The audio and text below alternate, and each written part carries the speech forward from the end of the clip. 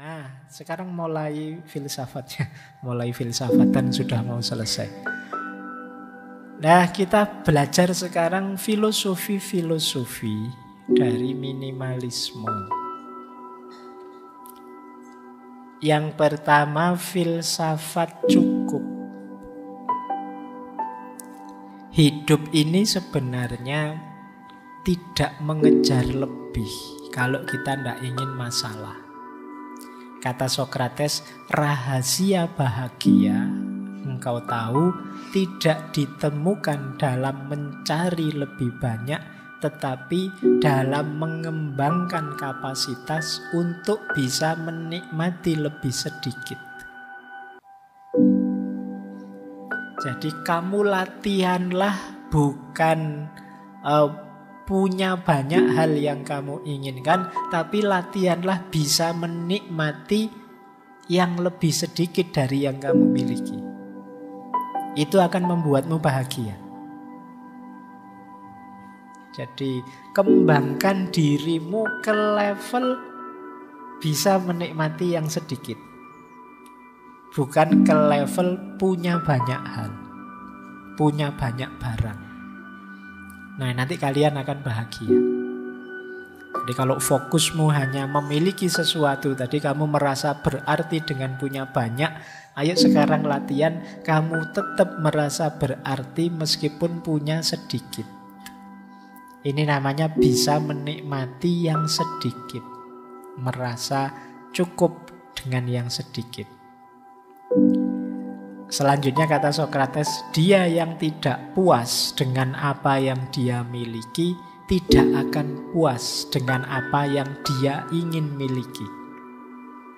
Kalau kita tidak puas dengan yang kita miliki sekarang, biasanya kan kita menginginkan sesuatu. Percayalah, kalau yang kita inginkan itu tercapai, kita juga tidak akan puas juga. Karena yang kita kejar kepuasan dalam kepemilikan. Sementara manusia itu punya tabiat tamak tadi. Kalau sekedar keinginan, tidak pernah ada habisnya.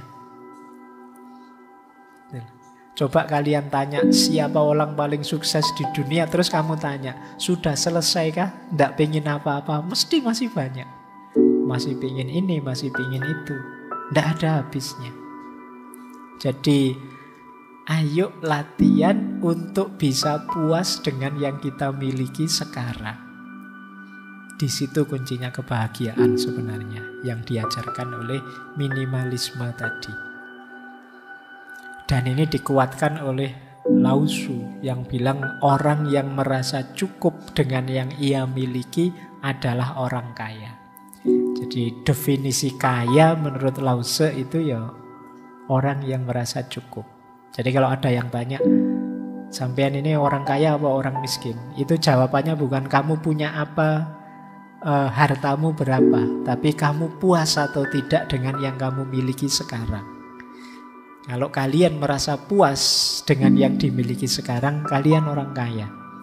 Jadi tidak usah nunggu nanti lulus, nunggu S2 jadi dosen, terus gaji besar, terus bisa macam-macam, beli macam-macam, baru kamu berani mengklaim kaya. Sekarang juga kamu bisa jadi orang kaya dengan menerima apapun, menyukai apapun yang sekarang kamu miliki.